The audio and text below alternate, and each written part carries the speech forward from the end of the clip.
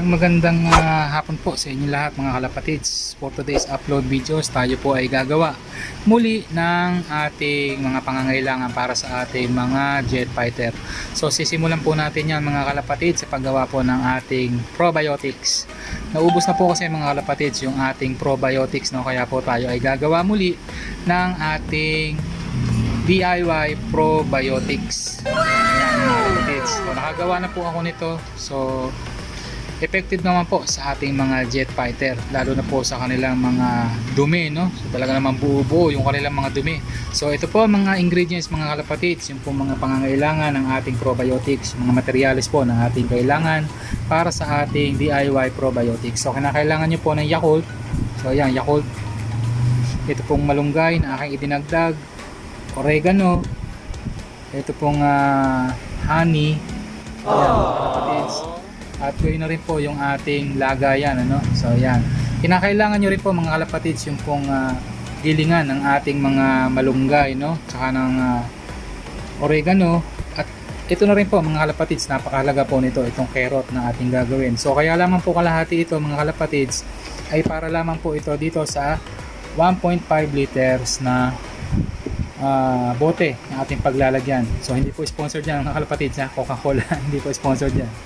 So ngayon mga kalapatids, kinakailangan din po natin na gumamit itong lagayan, ano, para dito po natin hahaluin yung ating mga gagawing probiotics. So ayan mga kalapatids.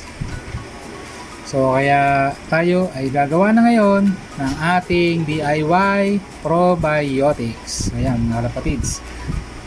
Wait lang po. Meanwhile, sa paggawa po ng probiotics mga kalapatids, ay napaka-importante po nito para sa ating mga alagang jet fighter, dahil ito po ay nakakapagpabuo po ng kanilang dumi. At gawin na rin po mga kalapatids, pagka po mayroon kayo nitong probiotics, no, hindi po magiging maamoy sa inyong mga loft. So ayan, mababawasan po ang amoy sa inyong loft pagka po kayo ay gumawa ng ganitong probiotics na ating gagawin. So pagka po kayo nakagawa nito mga kalapatids, pagbibigay po kayo nito at least 2 times a week. Ayan mga kalapatids, 2 times a week po kayo magbibigay nito. So ngayon mga kalapatids, ang gagawin natin, tayo po ay magbabalat nitong saging na saba. Magbabalatan po natin itong carrot. Ito po ay ating gigilingin, itong malunggay at ito pong oregano. So ayan mga kalapatids, gawin na rin po pagkatapos nating magiling itong malunggay, itong oregano, itong saging na saba at itong carrot, ay ihahalo na po natin itong Yakult at ganoon na rin po itong honeybee. Kasama na rin po itong molasses na ating in-order sa ating kaibigan na si Mr. Kevin Karikita. So yan, sumobra po yan sa kanya, kaya po ibinigay na niya sa atin itong ating molasses. So ayan mga kalapatids. So kaya ano pa hinihintay nyo? Tayo ay gagawa na ng ating probiotics. So napakahirap po kasi mga kalapatids, wala po akong tagahawak. So kaya mangyayari niyan ay maya maya po ay giling na po itong ating mga gagawing probiotics. So ayan, giling na po itong ating mga materyales na gagamitin. So ayan mga kalapatids, magbabalik po si Kalapatids Pigeon Love.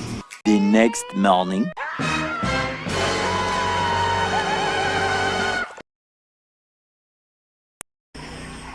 Guys, may good news tayo guys. May good news tayo. Galing ng Kalbayog. Galing ng Kalbayog. So ayan guys, may nagbabalik tayong ibon. Ayun guys, kung nyo makikita, ayan, andyan na si Sharapu. Si Sharapu lang ang salakam mga kalapatids. So ayan, fresh from Kalbayog, Samar. So yan mga kalapatids, tuwan-tuwa si Kalapatids Pigeon Love. Meron na tayong finisher uli galing ng Kalbayog. Palakpakan tayo dyan mga kalapatids.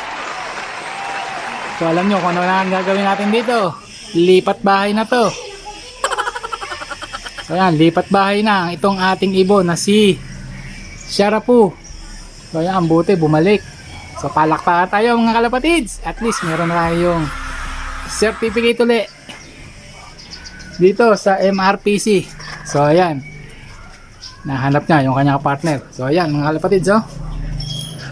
Malusog naman siya. So pagdating dito ay bibigyan natin siya ng reload at saka ng bawang. Kasi mga kalapatids, kailangan natin i-quarantine to, no? Wala, hindi natin alam kung saan siya tumukod. So ayan, so, tumutuka-tuka pa, oh. Ayan, pasok, pasok, pasok. Sarap po. Pasok, pasok, pasok, pasok. Pasok, pasok.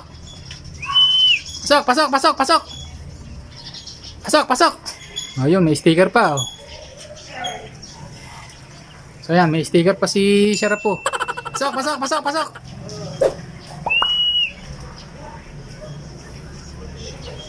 Napakagandang balita nito, mga good news. Kaya pala hindi ako mapakali, mga kalapatids. Kasi nung isang araw, lagi ko tinitignan dito sa aking lot.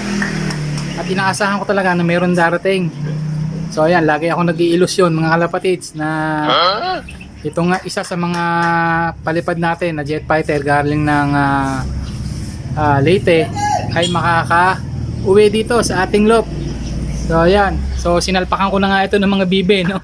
So inaasahan ko na hindi na siya magbabalik. So ayan,